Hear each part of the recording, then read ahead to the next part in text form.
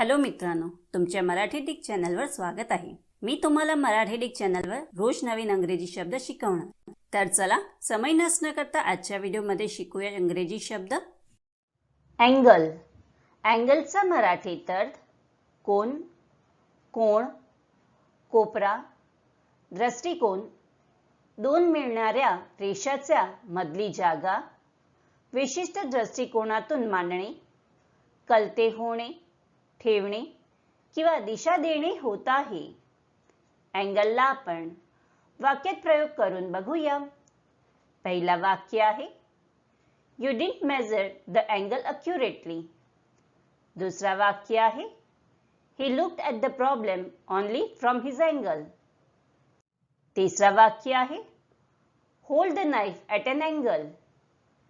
चौथा वाक्य आहे, The picture was at a slight angle.